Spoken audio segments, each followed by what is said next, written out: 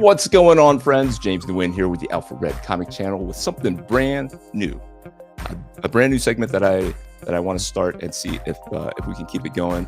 It's going to be called "Can You Draw?" Now, hopefully, you've seen my channel before, and hopefully, I've earned your respect, and I can draw.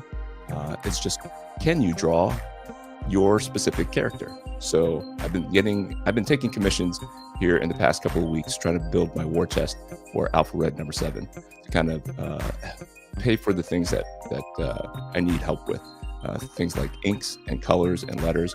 And so opening up the commissions opens the door to this new segment called Can You Draw? So I'll be taking on commissions, not just of mainline characters. I do have some of those lined up, but a lot of people have their own characters that they wanted. They have asked me to draw, and I've been saying no to a lot of this for the past few months as I prepare for Alpha Red number 7.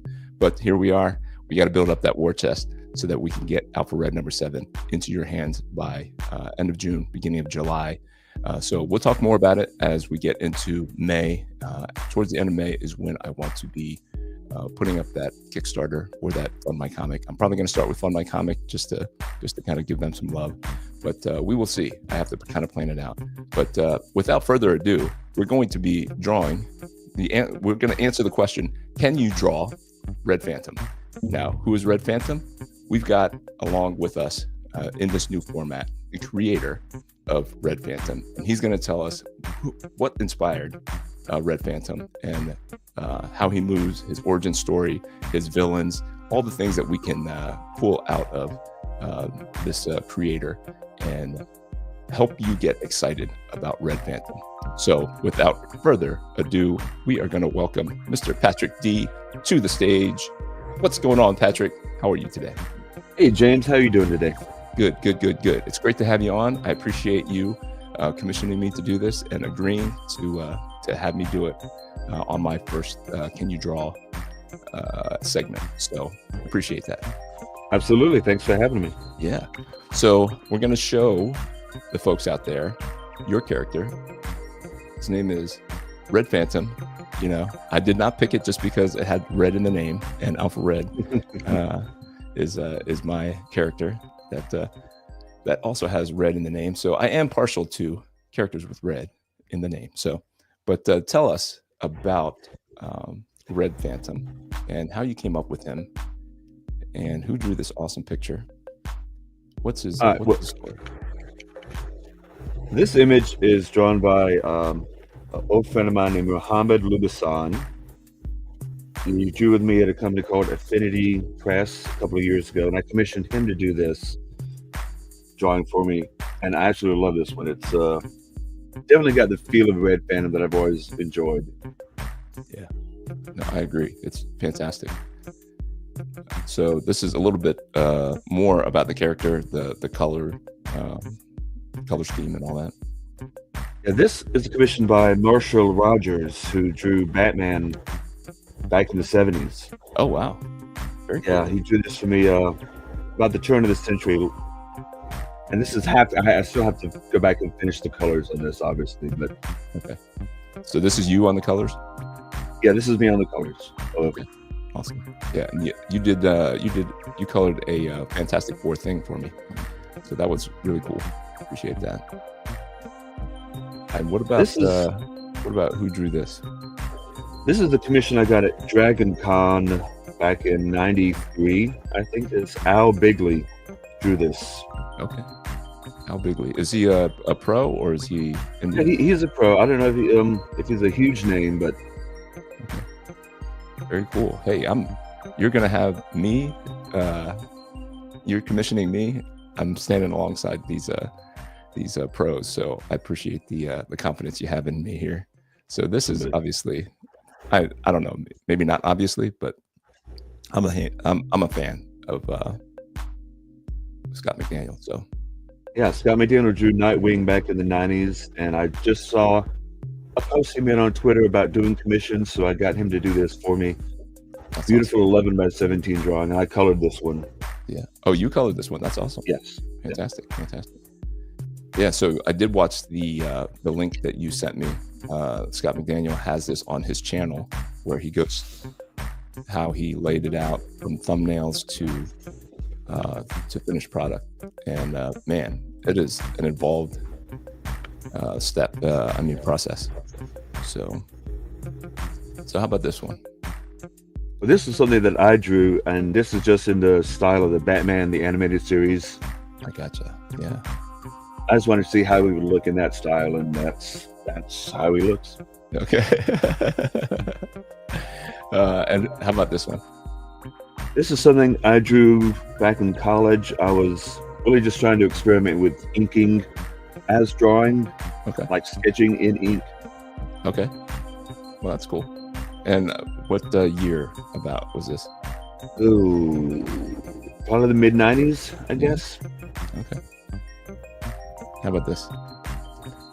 This one is late 80s. It was the cover to like my Who's Who book of all my main characters. And he's just kind of swinging in from the side here. Yeah. So is this your drawing? I'm yes, sorry. That's me. That's me. Okay. Yep. Very good. Hey, you're not too shabby here. You're not too shabby. All right. We're going to bring this down and we're going to pull up. Let me remove it completely. And pull up the other window here. Uh-oh. What do I do with the window? Okay, here we go. Here we go. Share the window. There we go. So this is my drawing board. And if you guys are not familiar with my typical draw streams, they are on YouTube at 8 p.m. Eastern on Sundays. I call it the Sunday night draw stream. This is kind of the format where I typically do this myself. But let me get it straight here. And then so what I did, Patrick, is I printed out the pictures that you sent me so that we can get the feel of the character and some of the details. I don't know.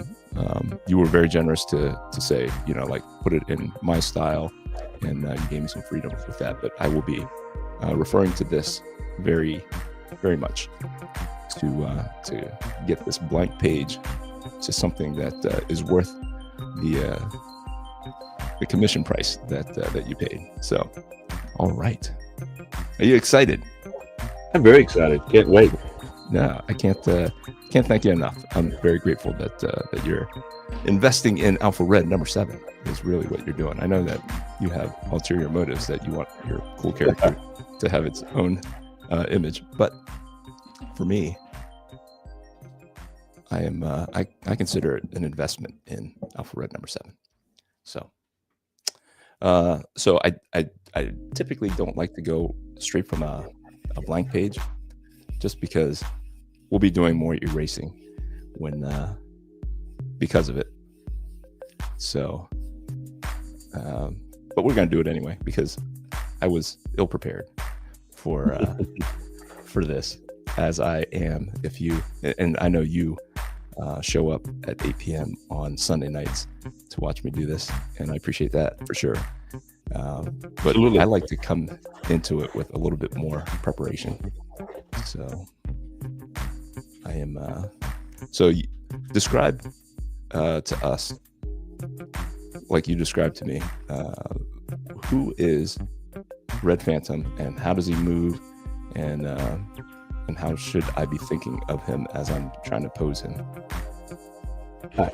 Well, Red Phantom was always sort of the Batman character in my universe. Okay. You have to have the Superman character, you have to have the Batman character, especially when you're in high school, designing these characters. Mm-hmm. And the original costume and design was absolutely horrible, as it is when you're in high school drawing these things. So who influenced the look, the original look, and then now the current look? Well, the original look is just a red bodysuit with a white stripe going down the middle. Okay. And what influenced that? What were I you have reading? I have no earthly idea, because it is absolutely horrible. Just a white stripe going down the arm, a white stripe going down the leg, right to the middle of the face. Nothing phantom about it at all. Just Yeah. What about terrible. the Red Tornado? Did that have? Were you reading Red Tornado? Actually, it could have been that because I was reading Justice League at the time. I had all the superpowers action figures. Okay. So, but when I was about 16 or 17, me and my friend Chris Domingo decided to redesign all of my characters because we were 16, 17. We knew everything now. And Chris actually is the one who redesigned the character as you see him now. Okay. And my only mandate was that, there's red in there. Obviously. Yeah. And he came up with the characters are red. Yeah. Okay. And he came up with the idea of it being a Japanese American themed character. Okay. And came up with the entire design. And I just sort of ran with that. That's cool. Now, did that affect his origin story at all? Well, the basic origin is he's a detective. And he is kidnapped by a group of interdimensional beings known as the Takot. Known as the who? Takot, T-A-K-O-T. T-A-K-O-T. Okay, Takot. Gotcha. And they are basically kidnapping human beings to create an army to invade Earth. Okay. And they give him superpowers, and they give him the costume, and they mind control him. But of course, he breaks free of the mind control, escapes their hideout, and comes back to Chicago to be a superhero. Now, why Chicago? I just wanted to pick a city that wasn't New York City. And I didn't want to make up a city. Okay. I think Chicago's kind of close to New York City. Sure. Again, the wisdom of a 16-year-old, Throw a pin at the map, whatever city it lands on. Well, I got my 17-year-old sitting in the room, so he knows much more than a 16-year-old would know. Of course. Now.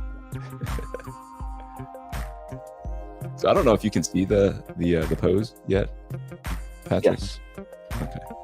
So is this okay? Like, is this coming out okay? Yeah, I think that's fine.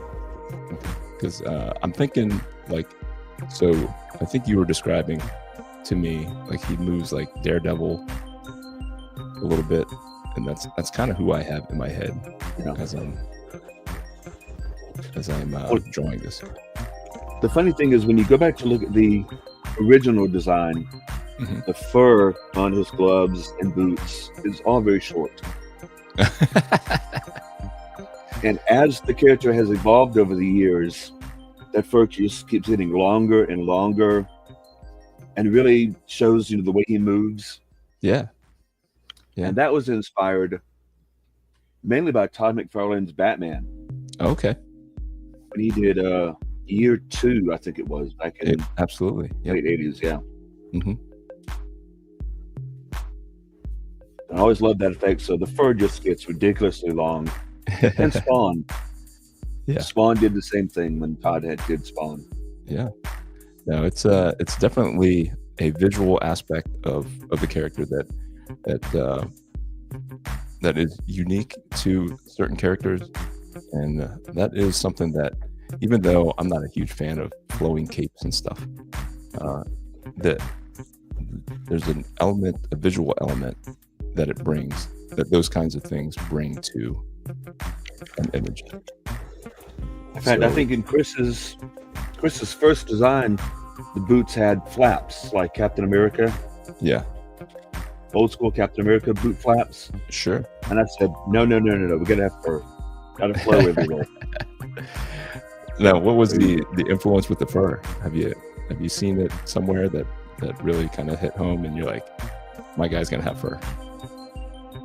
No, I don't really remember where that came from, except for the Spawn, the cape always moving in every direction it could. Yeah. Now I know that. So the image of Batman that you always see with Todd McFarlane where he's standing in the cemetery, and it's like it goes across the whole like, is it even a double page spread? I don't know. I want to say it's a double page spread. He's standing in a cemetery, and it's just like it flows across the thing. Do you know the image I'm talking about? Oh yes, yes. Yeah. So I came across this Facebook page. It's called Swipes, something Swipes, and they go through comic books, and they say, hey, this creator swipes from here, and it annoys me. It really does. I'm not a big fan of like people pointing out, hey, this looks a little too much like this. It's not. They were kind of stealing from this, and yes and no. Like we all are influenced by the people who inspire us. So like homage covers. I have a couple of requests for homage covers for original characters, and I love doing them because I like the original images. So I don't mind some swiping, and I don't automatically put a negative connotation on the taking another guy's pose and doing it in your own style, or even doing it as close to the original as possible. But that pose with that cape was actually a Bob Kane image that supposedly was done for the Batman '89 movie, as he was helping to kind of inspire some things during that production. That's right. I remember that. Yeah. So I, as much as I love that image, Todd did swipe that. There's no two ways around it. I mean, every fold was the Bob Kane version. So, but it was what it was. I mean, I didn't even know the Bob Kane version existed. So it is what it is. I don't poo-poo Todd McFarlane for anything, like it is what it is. He was who he was, and he did what he did. And I think he's going to be okay in this business too. Yeah. True. He might make it. He's they keep coming back to him though. It feels like they have like I don't know if they have a thing out for him, or it's just easy to spot a lot of his swipes. But they've been doing a lot of Todd McFarlane swipes. So that's coming along really nicely there. Oh, good. Thank you. I'm glad. So one of the questions that I had for you early on was his mask, because different artists were kind of handling the mask differently. So explain to us the 16-year-old understanding of how the mask is intended to fit on his face. Well, as I mentioned to you before, the mask, I've always drawn it as a little bit of space between the mask and the hairline. Okay. But like, as other artists, you mean like a grifter kind of grifter? Yeah, from the, exactly. Okay. Yeah. But as other artists have drawn it, it's been right up to the hairline, which just I think looks better, looks cleaner. Okay, we can stick with that. But dealer's choice here. We can do it any way we want. Yeah. Like I said, you gave me some freedom in how it how and this costume is interpreted. The costume is a mystical costume. Yeah, it is able to sort of change shape a little bit, so it can be whatever it needs to be. Yeah, that's very McFarlane of you, Patrick. Have you ever heard McFarlane's take on the Spawn costume early on? No. Where he people were calling him out on the inconsistency of the design. Sometimes the the spikes would be in one place, and then the very next panel they'd be in a different place. And he's like, man, I didn't even notice that. So he just started saying, hey, it's a living costume. It has its own whatever, it's alive. And everybody's like, oh, that's really cool. He's like, yeah, it is. Just made that up. Oh, very cool. Yeah.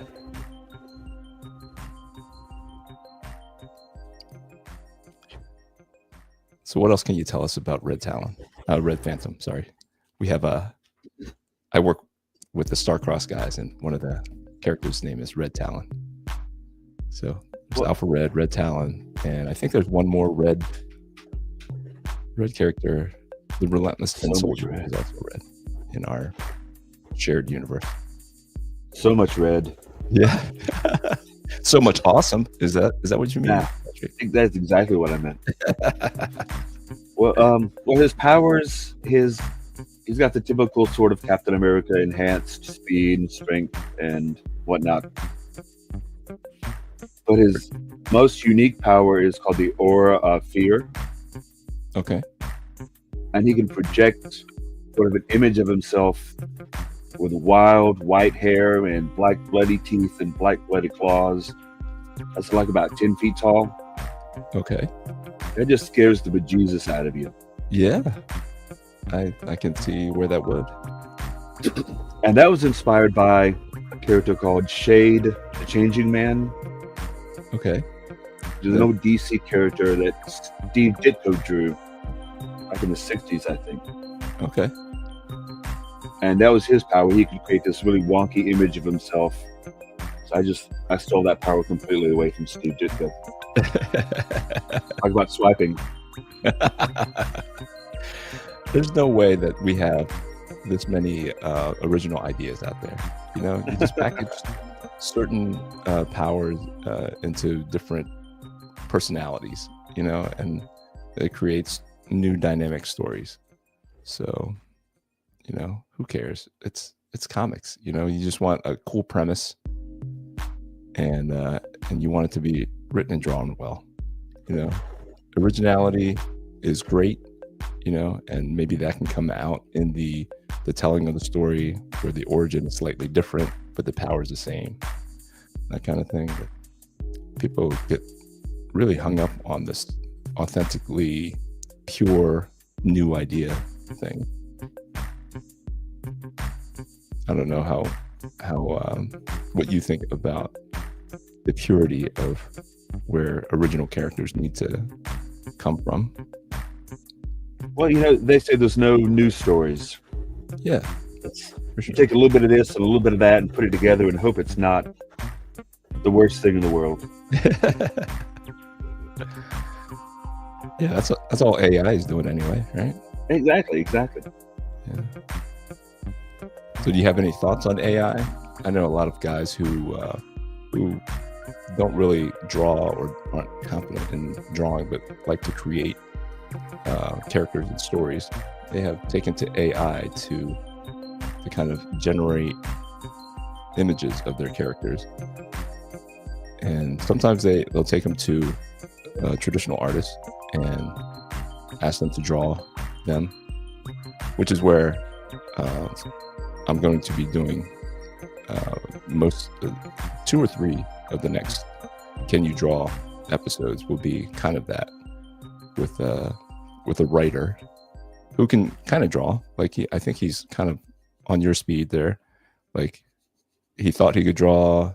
He can kind of come up with the concepts, but not really, not to the level that he would like. So he uses AI to kind of generate the rest of it.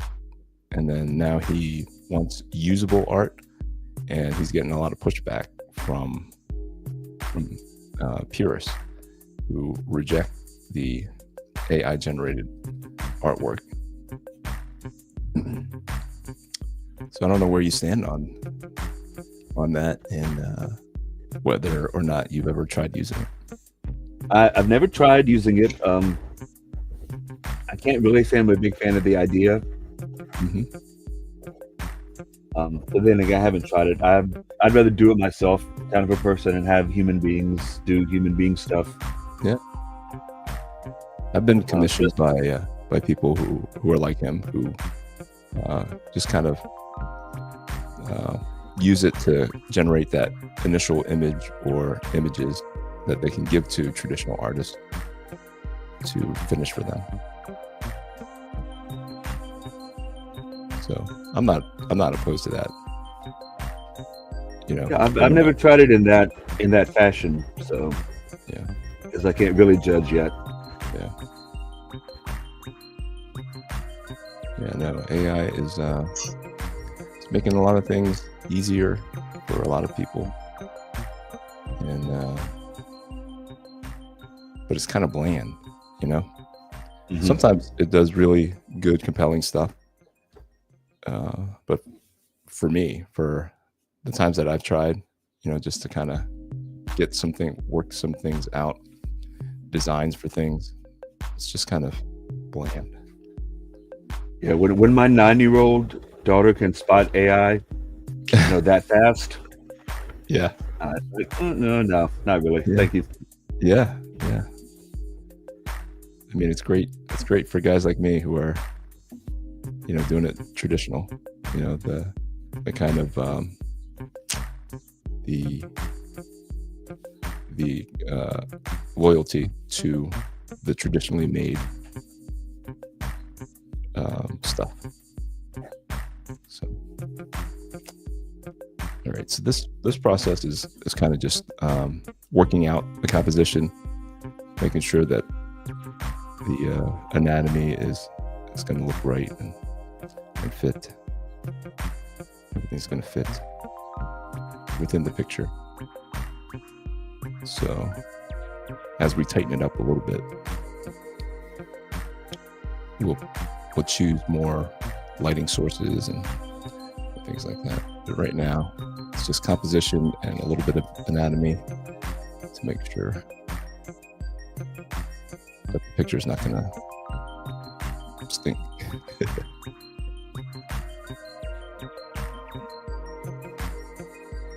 So what about the villains for Red Phantom?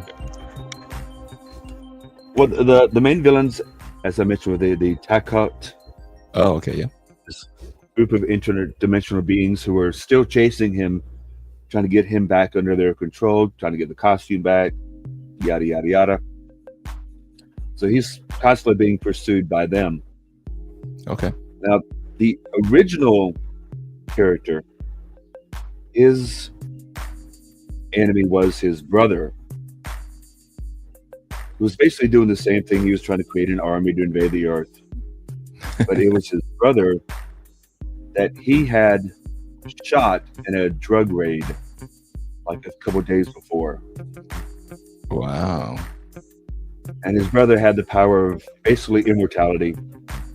So he came back, kidnapped his brother, turned him into the Red Phantom, and they fought. He escaped.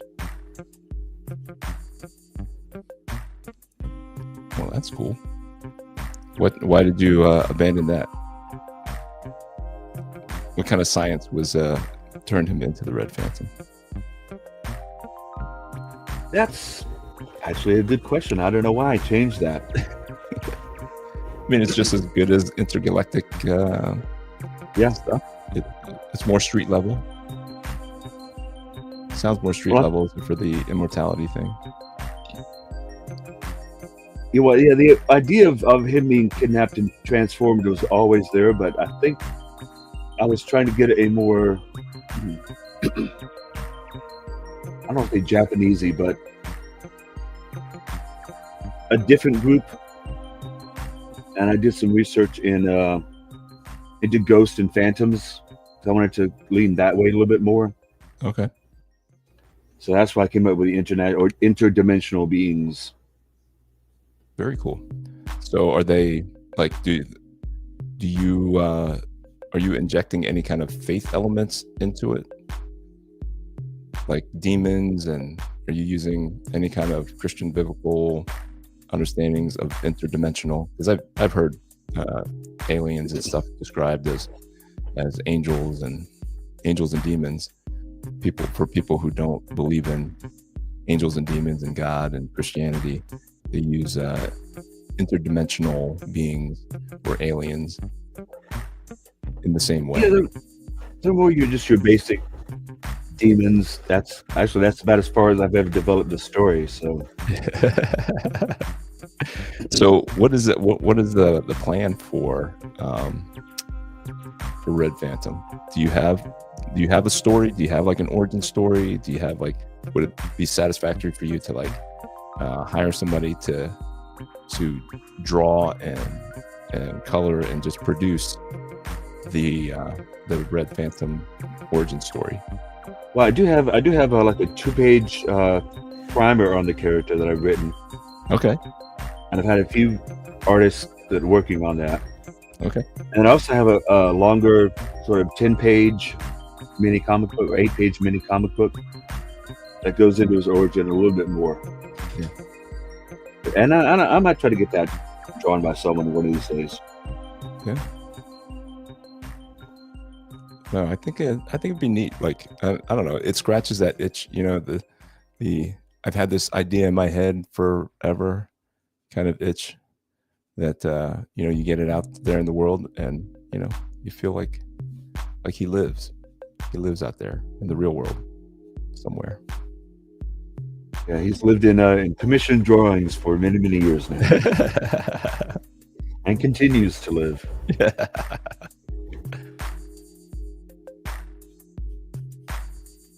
And just seeing him, you know, in the hands of other artists is a really, really cool thing for me. Yeah. No, I'm glad to do it. I love new characters, cool characters. I actually have a character who looks similar to this, and he does have intergalactic origins. I don't know if I ever fleshed him out. He comes crashing down to Earth, but he has, like, his skin is red. You know, his and the enemy, who looks very close to the way he looks because they're from the same planet. They're intergalactic ninja type guys. He was purple, but you wouldn't know it from the black and white stuff. So my local comic shop guy that I worked for, I worked at a comic book store. He would give me a hard time about my characters because they all kind of look the same. But yeah, mine was called Saun, S-A-U-N. Oh, very cool. Don't know much about him anymore, other than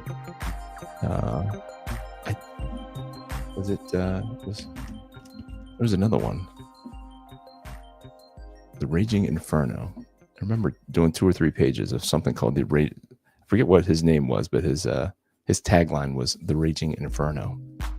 But he was in the Saun universe. I'll have to pull that up. I do have 3 issues of the comic book that I drew back in high school of the original Red Phantom, and you know, they're horrible. I still keep them. I still read them every now and again. I don't know if you follow Rob Liefeld's thing on Facebook, but Dan Fraga, who I don't know if you're familiar with, but I was just scrolling through Facebook this morning, and he posted some really old stuff of his back in the late 80s, and I was like, wow, bro, you came a long, long way. But yeah, you got to keep that stuff around. I have some old stuff, but I don't like reading it. Maybe I'll post it to inspire people who think that I draw well, or who like Alpha Red, to see the origins of the creator, how far you can go if you stick with it. Even just looking at some of those drawings that you have of mine, old drawings of Red Phantom, yeah, I just cringe. I go like, oh no. For sure. You don't like it. It wouldn't be my favorite thing to do, but it would be a good lesson to see that cringe, and then hopefully put it next to some of my current stuff and say, look, you know, we all have to start somewhere. So that would be my only reason to embarrass myself with the old artwork. And I've gotten away from penciling a lot in the last few years. I do a little more inking and coloring now than I do penciling. But yeah. Okay. All right. This is almost ready for some inks. What do you think? I love it.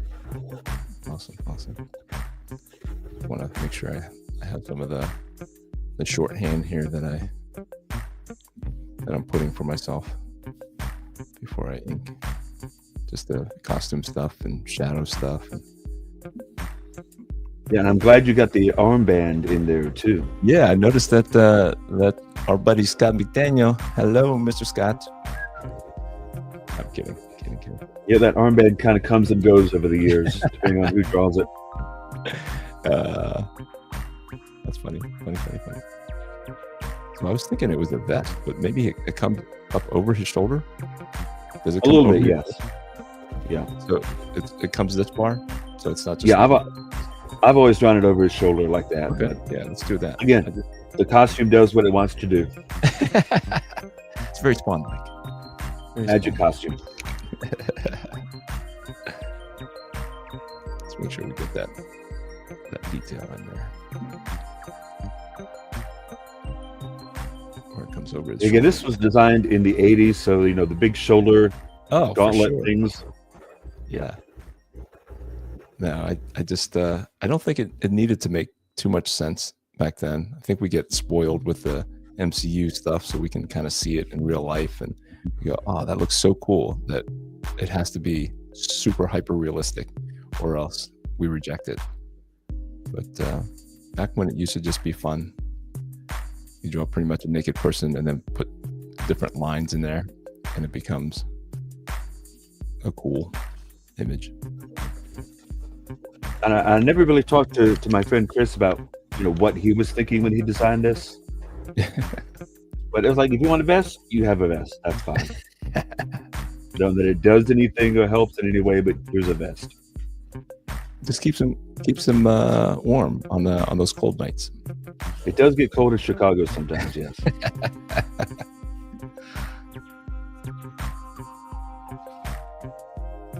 All right.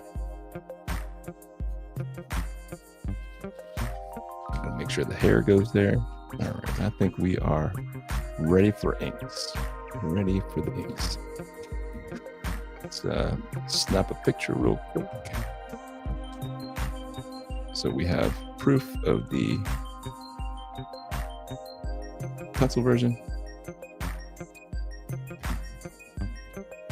And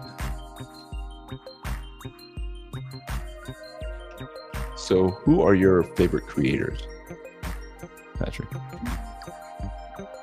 Well, as far as artists have gone, my favorite has always been George Perez. Oh, really? Nice. He's the first artist I really remember noticing back when he drew the cover to the Who's Who issues back in the Who's 80s. Who's? Is that was that Marvel or DC? That was DC. Okay, so it's their version of the Marvel Universe, whatever The handbook, yeah. handbook. Yeah, that's it. And I just was amazed by all the detail that he could put into one picture, one cover, one character. Yeah, like his And pages were like incredible. Yeah, for sure. And my favorite thing about George is that every character looked and acted the way they were supposed to look. Yeah. And they didn't just look like a standard, superhero. They all moved in their own different way and stood their own different way. And Yeah, I didn't discover comics until the first comic that I remember was Batman Year One, Frank Miller, David Mazzucchelli, and then I didn't see one again. Obviously there were ones on the stands and stuff, and I would flip through them. But my buddy bought that, and when I went over to his house, I just remember endlessly flipping through that. But I didn't get back into it again until McFarlane was doing Spider-Man. And then I kind of went backward and found some of his Batman stuff, year 2. So I missed the whole Perez thing. Like, I knew his name and I could pick out his artwork, but he was never like a gotta have my George Perez comic, and didn't follow him around. So did you follow him from Marvel to DC and back and forth? Absolutely. I loved the Avengers run that he did in 98, 99 with Kurt Busiek. Yeah, great stuff. And of course, he did Crisis on Infinite Earths and Infinity Gauntlet. yeah. It's so much good stuff. And I did get to meet him in Metropolis, of all places. Where? Metropolis. Metropolis where? Kansas or what? Something? No, it's a small city in the bottom tip of Illinois. Okay. And every June they have a Superman celebration. Okay. And they have, people from the TV shows and the movies and comic book artists. And I met him there back in 2011, I think. Okay. He seems like the super nicest guy. He is. He really is nice. Shook his hand, talked to him for a second. Yeah. Thanked him for being awesome. And yeah. No, he would come out to the Pittsburgh Comic Con, is where I would have run into him a couple of times. Like I said, I wasn't a huge fan. Not that I wasn't a fan, but like, he was hard to get to because his line was so long. Mm-hmm. And I had my own Artist Alley table, so I never kind of made it over to George's booth. And then you would catch him in the hallways sometimes, and the creators would stay in the building, in the hotel where the Pittsburgh Comic Con was. And so you would maybe catch a ride with, I caught a ride with Frank Miller at one point. Yeah. Super intimidated. I didn't say a word to him. Like nothing. Yeah, I was at Dragon Con in 93 and caught an elevator with Peter David. Yeah. And I didn't know what to say to him. Yeah, like, what do you say? Like, hey, I like your comics. Like, hey, I really like your run on Hulk. So he was at the top of his game. He'd actually just done a live reading of Batman story. Okay. And he had done a great impression of Danny DeVito's Penguin. That's what I said to him in the elevator. Love your Penguin impression. He just rolled his eyes at me like, oh gosh. Sorry, don't know what else to say to you, Peter. Yeah. Did you hear that his health is not doing well? I did. I have seen that. Yeah, that's crazy. I don't know how you feel about all the hubbubaloo around Marvel and how they treat creators and stuff. But partly is creators like accepting those terms and then not spending their money well. I mean, I don't want to push it back on the creators because there's everybody's different, and if you're good with money, you're good with money. If you're not, you're not. If you're good at negotiating contracts like Rob Liefeld sounds like he was, he's kind of set for life. Yeah, I do follow Rob on Twitter or X, and I've seen him post about the salaries and everything at Marvel there, and he's not terribly happy about it. No, it's crazy. It's crazy. I mean, I don't know what it is now, but I used to hear that pencilers would get $300 a page, and inkers would get $150. So I was like, I can ink my own stuff. I can get both of those, make $450 a page, do a page a day. I could probably live off of that. And so that was my understanding of what they paid. So, but not so much anymore because the internet has given them access to a lot cheaper labor. So I mean, I'm as guilty as Marvel is, but I'm a nobody. I hire guys from the Philippines and stuff to help me color, and I think my inker is from somewhere in the Midwest, but but like I'm a nobody. I don't have the IP that they have. I don't have the fans. I don't know. I shouldn't be competing with Marvel for the same creators. Right.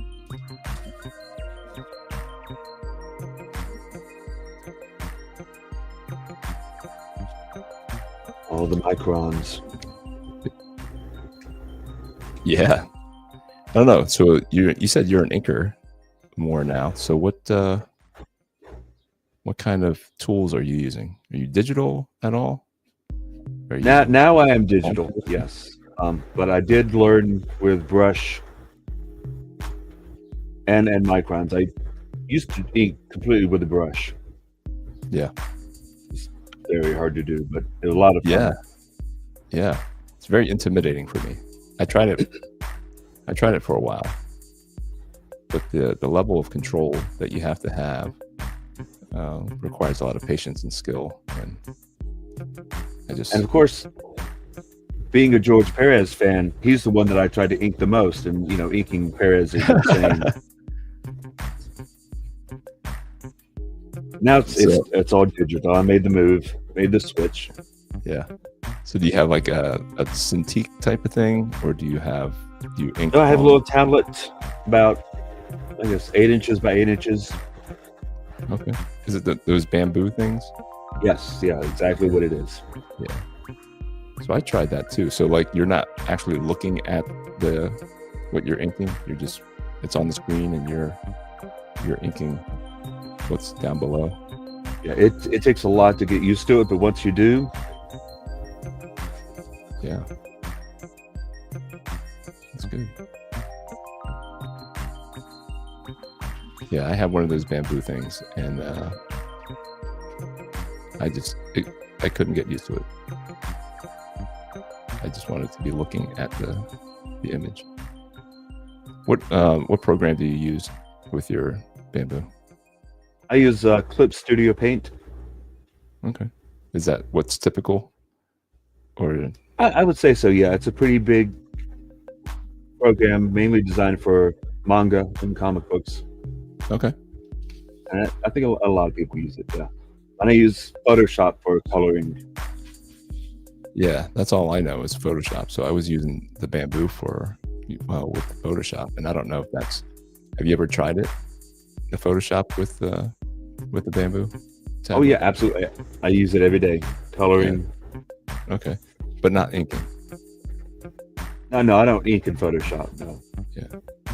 So I was trying to ink in Photoshop. I was trying to draw in Photoshop using the bamboo, and I was just like, this is so unnatural. So Clip Studio Paint is designed for comic book and artwork, so the pens and all the tools are much more geared toward that and feel more natural, I guess. Yeah. Once I got used to drawing in Clip Studio Paint, it was over. I love it. Yeah. No, I bought one of those Cintiq type things. It was a knockoff, and I don't know if it was because it was a knockoff that some of the things didn't work, and the color was just I couldn't fix the color. It was just so bright, very vibrant, and the bad part was that I got used to the vibrant colors, and so anytime I saw my colored stuff on anything normal, I would think that it was dull. So thankfully it kind of fizzled out on me, and then I gave it to my son and he made it work, and so he's using it. But I do not have a digital thing. Yeah, it's one of those things I swore I would never go digital because I spent so much time learning how to draw and ink. Yeah. And then once I finally made the switch, I was like, oh, okay, I guess so. Yeah. Is it the speed? Is it the ability to go back and immediately erase? Or yes. Yeah. If I had a dime for every time I had hit Control Z when I'm inking, I could retire. Yeah. No, I get it. I get that.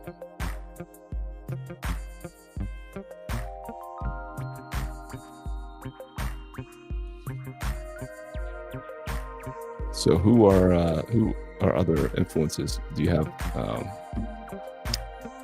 writers that you like to follow? Or I love Kurt Busiek's work, like I said, back on the Avengers, back in 1989. Marv Wolfman for Teen Titans. Yeah. I don't really read as many comic books today as I probably should, but yeah, I'm gonna stick to the classics. Yeah, no, I'm right there with you. Like they don't hit the same. I am finding more and more. I don't know if you listen to Thinking Critical. I kind of take a conglomeration of their recommendations. I don't like everything that they like, and I don't hate everything that they hate. But there's a good mix of people on there just kind of giving honest reviews, and I just I check it out. I check out some of the newer stuff. Are you picking up any new stuff? I haven't in quite some time. Yeah. So you're not on the absolute Batman train? I am not. I know it's a big thing. I follow Scott on X. Yeah. I'm not crazy about the look of Batman there. The artwork is honestly it's the most polarizing part of it for me, because there's aspects of it that I like and aspects of it that I don't. So it's not my typical preference. The style is not my typical preference. So it takes a little getting used to.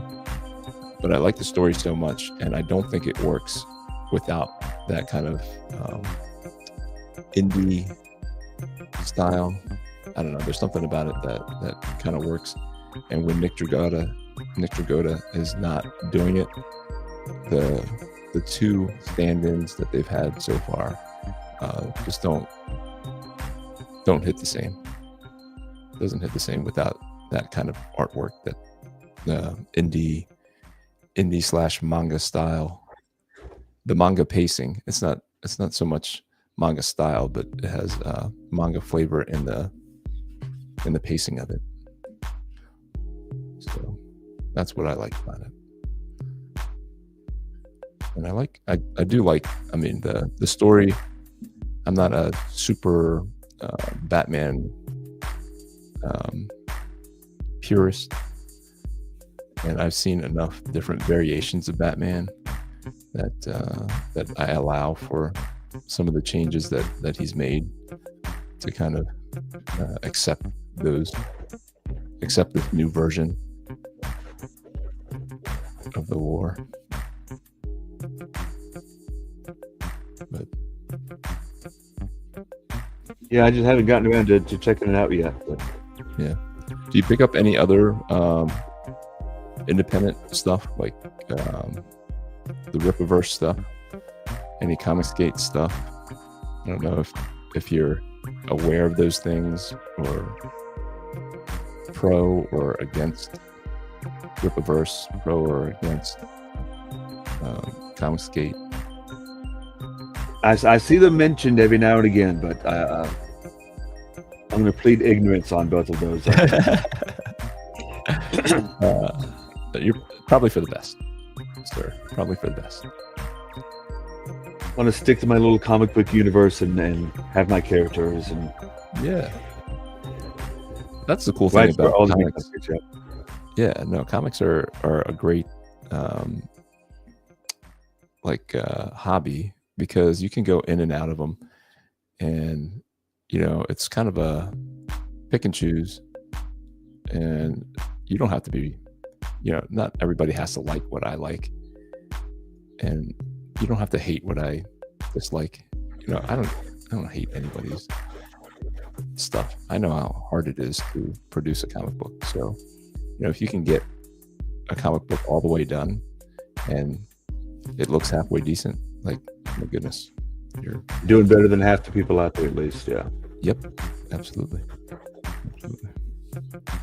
So lots of haters out there. I'm just like, that's so negative. Like, there's no reason to be this negative about something that you know nothing about. Mm-hmm. It's just the projection of like motivations, and everybody calling each other grifters and whatever. We're all trying to create something. Some people are trying to make a living doing it. I'm thankful that I don't have to make a living doing it. I just have to make fiscal sense for my family, where it's not costing me money to enjoy my hobby.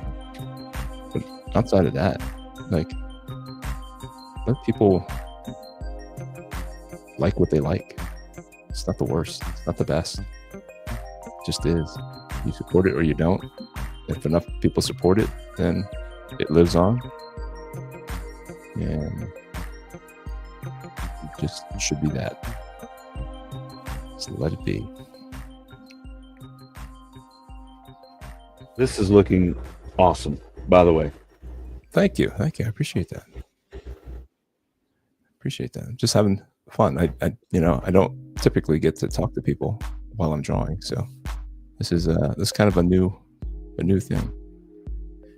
And I'm doing a lot of Alpha Red stuff, so I don't really want to be on drawing Alpha Red stuff, because part of it is I want people to be surprised by some of the stuff. And I thought I was going to just share everything, and then anybody who was going to pick it up anyway just gets like an early sneak peek at it. But there's something to be said about some of the surprises that I have that I want to keep under wraps. So I don't want to draw it live. So this is a good balance between kind of not doing it alone, but at the same time not sharing, not oversharing some things that I want to present in a different way. And I get to see the Red Phantom again. Yeah, right. No, I hope you enjoy that aspect of it, where your character is coming to life by somebody else. First commission was that Al Bigley piece. Mm-hmm. And I saw him at the Dragon Con. He was doing commissions. I said, I got to get one. What character do I pick? And I just picked him. I had to do a sketch of him real quick so the guy had a reference. Uh-huh. And from there, it's just been, let me see if I can get a commission of Red Phantom from Marshall Rogers. Yeah. From Scott McDaniel. Yeah. From Alpha Red Comics. From Heavy. Yeah. Yeah. Absolutely. No, I appreciate it. One day I'm just going to have a wall of Red Phantom commissions. You got to put them in something. Yeah. You got to. That's when I know I'm done. You got to find an avenue. Maybe I'll tap you on the shoulder and say, hey, I need an intergalactic something storyline here, and he can make an appearance in Alpha Red. Oh, absolutely. That would be cool. I don't like as I'm writing stories for Alpha Red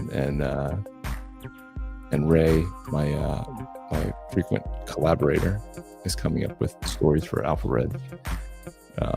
It'd be hard to just kind of squeeze in random characters, but like if I want a story and I need a character. Yeah, and he's always been the Batman, Daredevil, fights at night kind of character. Okay.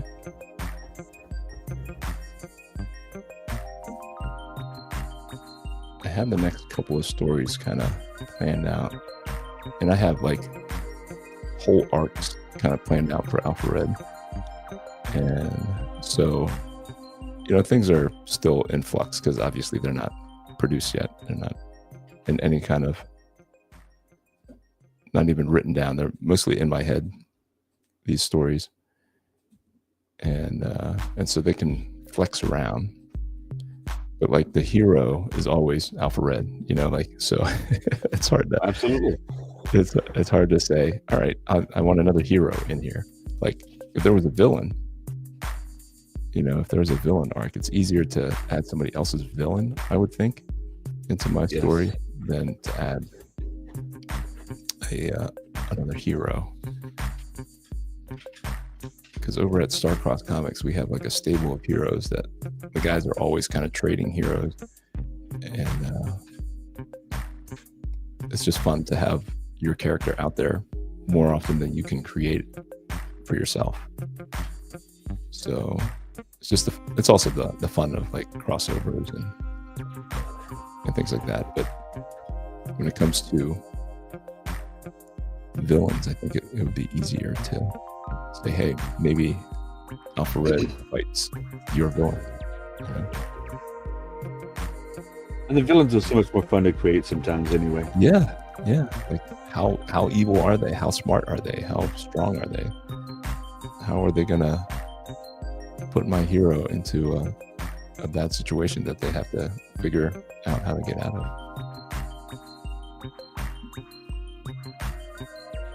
But yeah, I do like like that's an important thing to understand, that the hero is only as good as his villain.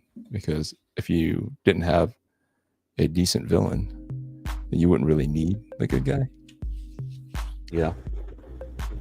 But at the same time, you can't make the villain so sympathetic that people prefer the villain to win over your hero.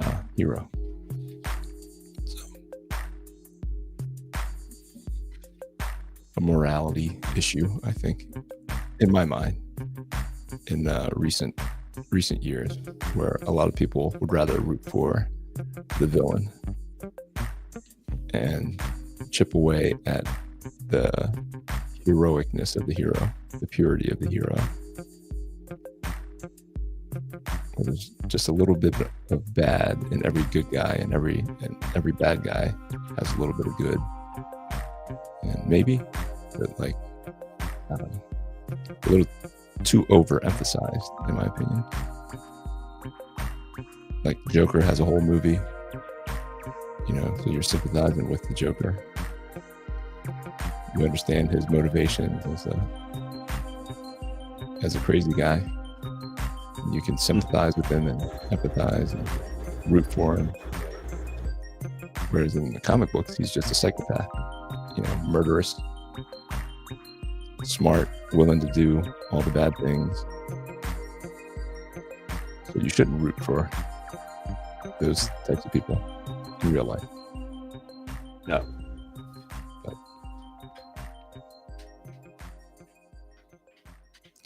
But Alpha Red's going to change all that. That is one of the reasons why I created Alpha Red, is to just bring back some innocence to comics. Not innocent in a way that it's for like little kids, but like good is good, bad is bad. It's okay for the bad guy to lose. It's okay that his motivations are all greed and evil or chaotic or just bad. You don't need to a bit more comic book purity. Yeah. I mean, it's escapism, right? So why do we need so much realism in our fiction? Our fiction is supposed to be inspirational, in my opinion. Because absolutely.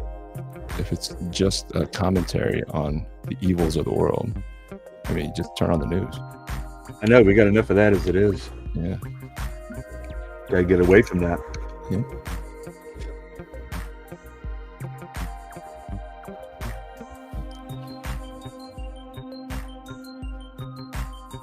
So any other artists inspire you? Any other characters? I was also a big fan of John Byrne back in the day. Mm-hmm. His Superman stuff was amazing. Mm-hmm. We would, gosh, I could barely tell you if you hadn't just asked me. I told you when cameras turn on or you put on the spot, Yeah, exactly. it's like your brain, like all your recall, the easy recall, like vanishes. It's like, who am I? What am I doing? The Batman Year One I thought was a brilliant. Yeah. I have that next to my desk over here. I bought it in trade paperback, and I want to read it again. I haven't read it in probably decades, honestly. So I'm excited. I flipped through it and just like brought back all those memories, So I'm excited. I think I still have the original 4 issues. Yeah. The regular Batman series from 87, I think it was. They didn't have to reboot it. They didn't have to bring it back to #1. It's just it just happens in Batman. Is it Batman or Batman Detective Comics? It was like whatever, 407, 408, 409, like whatever it was. It was just random issues. And the storyline was just Batman Year One. Like why can't they continue to do that? DC is crazy. How many times they rebooted things and restarted things and new #1s and like just tell the story. Yeah. Marvel too. Marvel has gotten. They just rebooted Amazing Spider-Man. I think I'm going to drop it. I picked it up towards the end here because of Joe Kelly and Ed McGuinness. They're the guys that brought Deadpool into my brain. Like his version of Deadpool is the one that I really like. That's where I discovered Ed McGuinness. And so for them to be announced that they were doing this final run of Amazing Spider-Man before they rebooted it, I was excited about it. And then he only did, I think, 2 or 3 of the issues. Ed McGuinness on art, 2 or 3, and then Joe Kelly, he only wrote, I think, 3 or 4 of the 10 issues, and it was super confusing. Not very important feeling, that nothing really happened. They introduced a bunch of new concepts, and like, how about you just, I don't know, don't do anything new. Work with what you got so that we feel like it ties into something bigger. But then issue #1 came out 2 or 3 weeks ago. It was just more of the same. I was like, and it's not Ed McGuinness. It's Pepe Larraz, which I know that name does some things for some people. I don't know if you're familiar with Pepe Larraz, Patrick. No, not really. Yeah, the artwork is pretty good. It's definitely like a manga infused version of comic art, and well done. But like, if it doesn't mean anything, I don't know. I thought that I used to buy comics just for the art, but for me, for sure, it's no longer. I mean, it's not a given, because I stopped collecting Batman even with Greg Capullo on it, which I loved, with the Court of Owls stuff. But they started getting into the metal stuff. It got really dark, so I was like, I'm out. And it was the same team. It was Scott Snyder, Greg Capullo. So I checked out of that. So The artwork is great, and it gets me there, but the story I think matters. It's all about story. Yeah. I'm believing that more and more. You couldn't have convinced me that maybe a year and a half, 2 years ago. But for sure, you can't just phone it in. Marvel and DC. Mostly Marvel right now for me, because the only thing I'm really picking up from Marvel was Amazing Spider-Man. But I'm picking up Absolute Batman from DC. Are you into the Transformers and G.I. Joe by Skybound? I don't know if you're... No, I haven't read those. I was a huge Transformers fan back in the 80s, played with all the toys. Never really a G.I. Joe fan, gotta say. Yeah, no. But no, I highly recommend it. If you were a Transformers fan back in the day. They did it's like a kind of a retelling of it, but they do it, and however they're doing it, it's just amazing. Like, that's like the first book that I read when I get it on a Wednesday. I'll pick it up and I'll get home, and very shortly after I will have read it, which doesn't happen.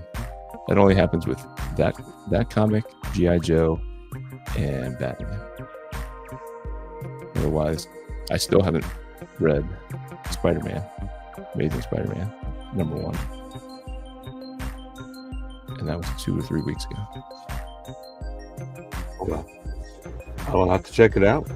Yeah, good stuff.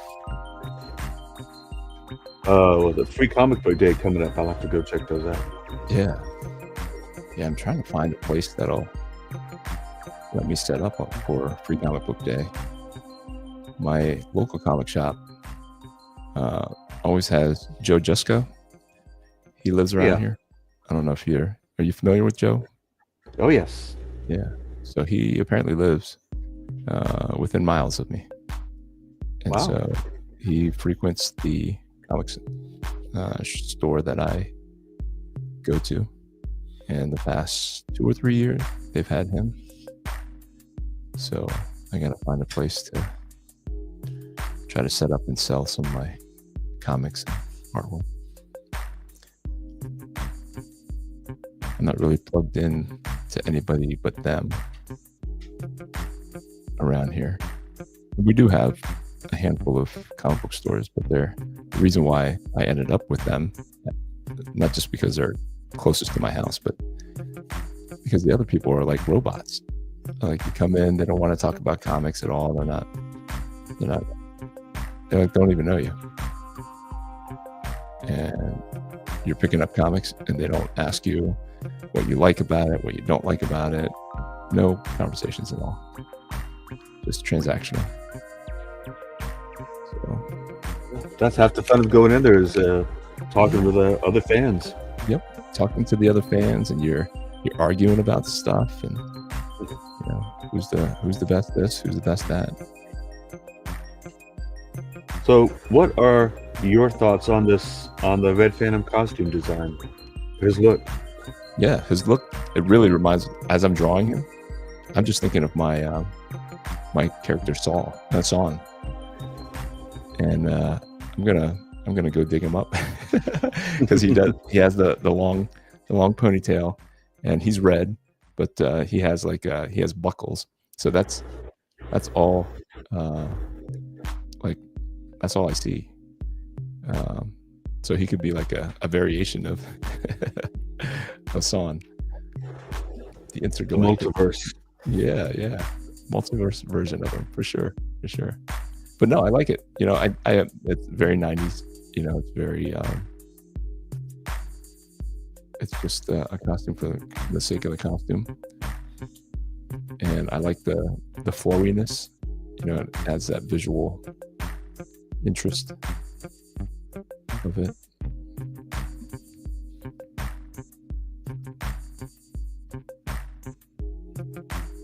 So does he have any tech Does Red Phantom have any tech, or is it just all kind of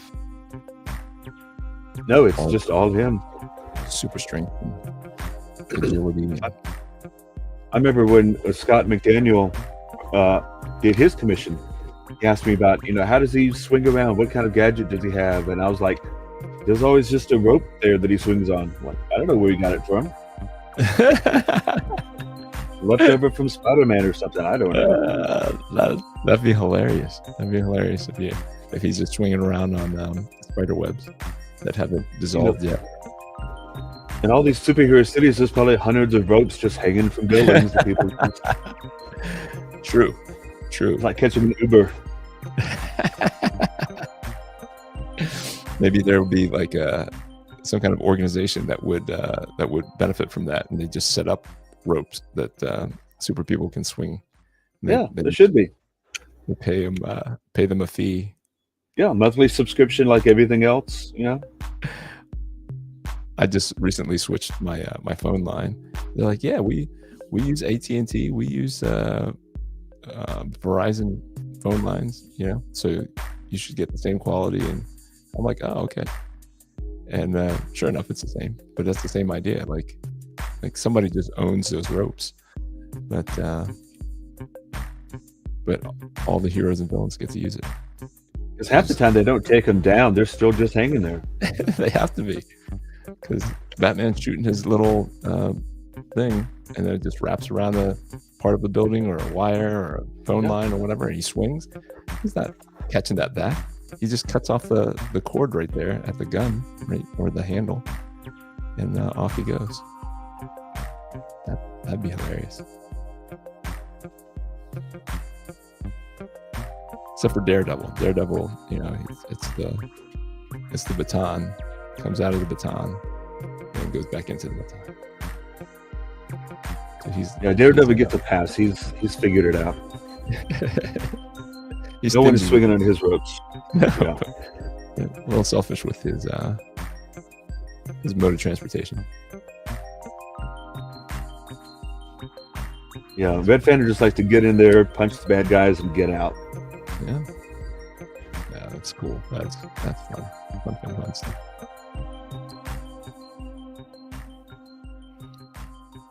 All right, Patrick, we are coming up on the end of the image here. So anything that I'm missing on the image here? Oh, I think it looks fantastic. No, fantastic. Great. I am happy that you are happy, and I am grateful that you are investing in Alpha Red number 7, my commission. I certainly appreciate you doing it. Yeah.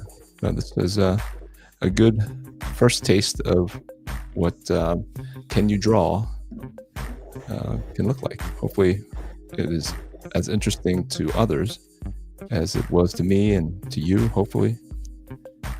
And you'll have to send me your email address, your address, so I can send it to you. I don't know if you left it or not, but all right, brother.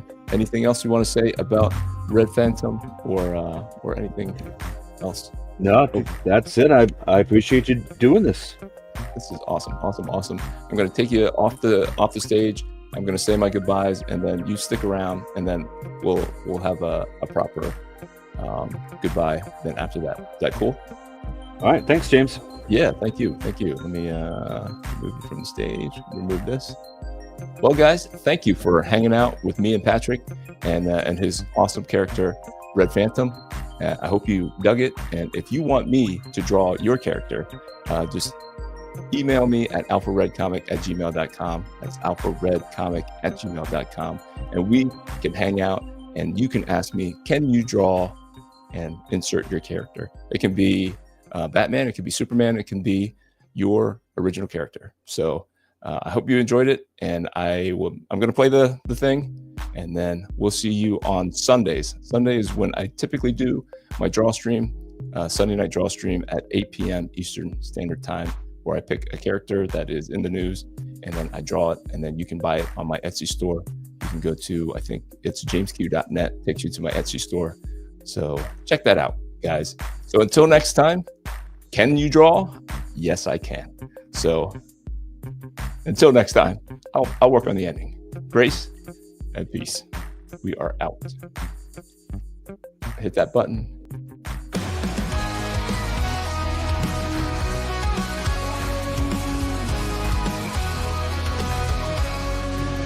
From the shadows he rises with courage in his heart, a beacon of hope. He's ready to start with faith as his armor and a fire in his soul. Alpha Red stands tall, fulfilling his role. Alpha Red, the hero we need. With the power of faith, he'll always succeed.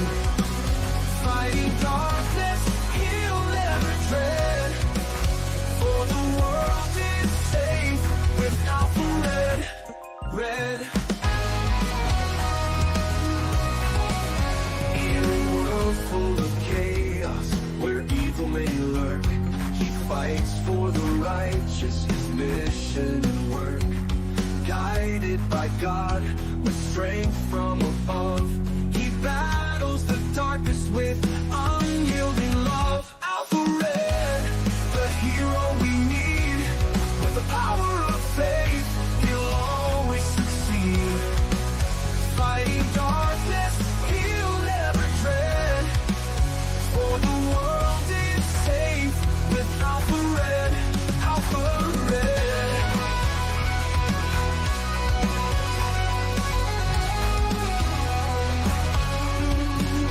When the night seems too long and hope seems so far, look to the skies, we'll see his bright star. With a prayer and a promise, he faces the fight. Alpha Red shines through, the beacon of light. Alpha Red, the hero we need.